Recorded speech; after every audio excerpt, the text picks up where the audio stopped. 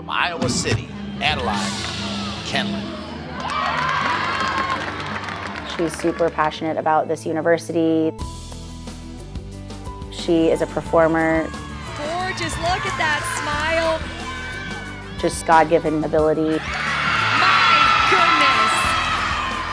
I think she leads Iowa, and that's something so cool to see. She's really inspiring, and her whole story is inspiring.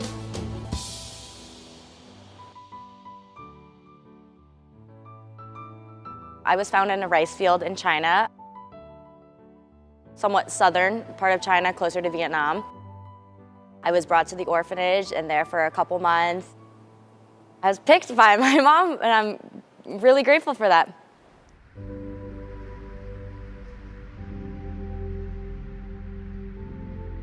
I came to Iowa City after completing my PhD at the University of Maryland, and now I'm the Dean of the College of Liberal Arts and Sciences. I remember as a child seeing one of the National Geographic articles about the children in refugee camps in Cambodia and having this very strong reaction about why are there children without homes? Why are there children in this world who don't have families?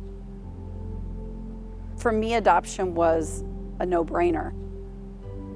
China did not allow you to start the adoption process until you were 30. We flew from Chicago to Hong Kong and then took another flight up into our home province in Guangxi. It was overwhelming. You know, you're in a different country, you're sleep deprived, and you had all of these women who worked at the orphanage standing there holding a baby, and they would call out the number and you came forward and you were handed the child.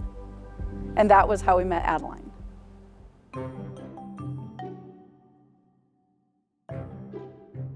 I started gymnastics when I was really young. I was very malnourished and underdeveloped, and my mom wanted me to do gymnastics to gain a little bit more muscle and coordination, and I just fell in love. I would always be doing cartwheels and handstands and round-offs all over, and gymnastics was like a structured place for me to do it. I knew that there was something very different about her because she was doing back handsprings across the floor at age 4, and then she started getting mail, I think, when she was in 7th grade.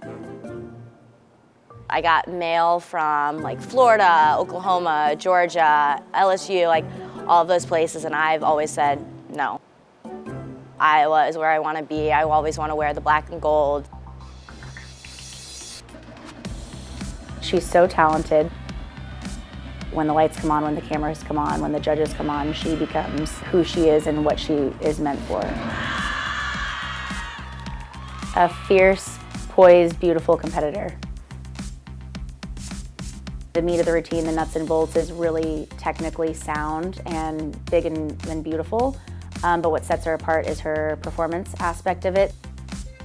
And it feels like you're going to a movie theater with popcorn and you're getting ready to watch, like, what is she gonna do this time? I have loved every minute of watching her compete at Iowa because I can see this pure joy radiating out of her, which I did not see when she was on the national team or an elite gymnast. That was pressure, that was stress, and now she's just finally having a lot of fun.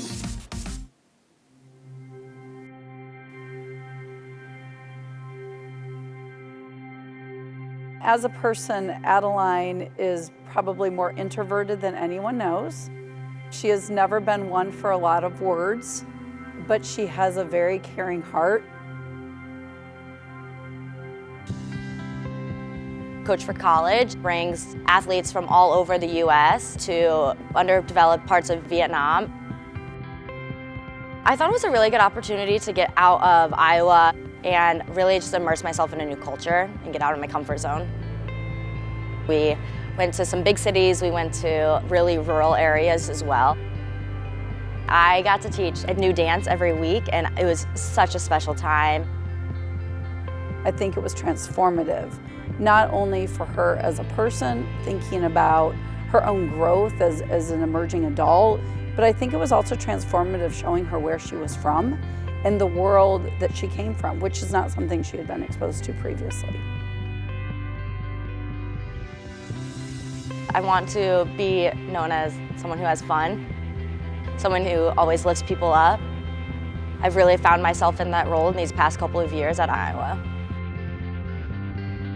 I would always say to Adeline before she would compete, shine brightly, do your best, and most importantly now she's going out into the world, I want her to take that bright light that she just has permeating out of her and make a huge impact on the lives of other people that she gets to touch.